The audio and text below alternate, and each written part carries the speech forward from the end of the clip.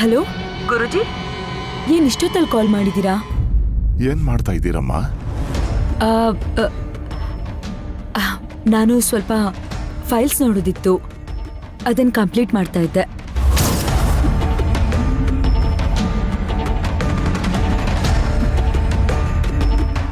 ನಿಮ್ಮ ಅಕ್ಕಪಕ್ಕದಲ್ಲಿ ಯಾರಾದರೂ ನಿಮಗೆ ಪರಿಚಯ ಇರೋರು ಇದ್ದಾರಾ?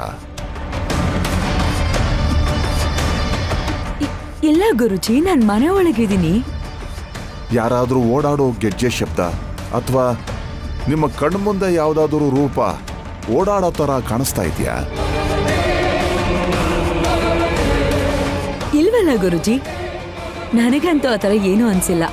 ಇದೆ, ನೀವು ಸರಿಯಾಗಿ ಗಮನಿಸ್ತಾ ಇಲ್ಲ.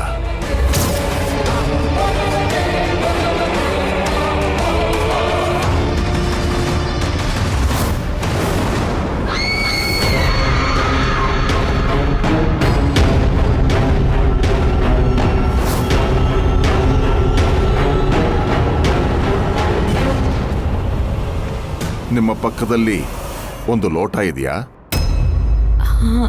ಇದೆ ಗುರುಜಿ. ಅದರಲ್ಲಿ ಮುಕ್ಕಾಲು ಭಾಗ ನೀರಿದೆಯಾ? ಹೌದು, ಇದೆ.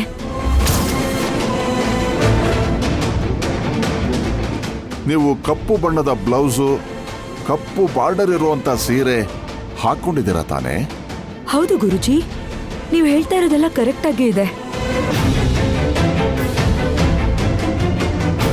ಇದರಿಂದ ಏನ್ ಹೇಳೋದಕ್ಕೆ ಬರ್ತಿದ್ದೀರಾ? ನನಗೆ ನಿಮ್ಮನ್ನ ರಮ್ಯಾ ಬಂದು ಸಾಯಿಸೋ ತರ ಕನಸು ಬಿತ್ತು.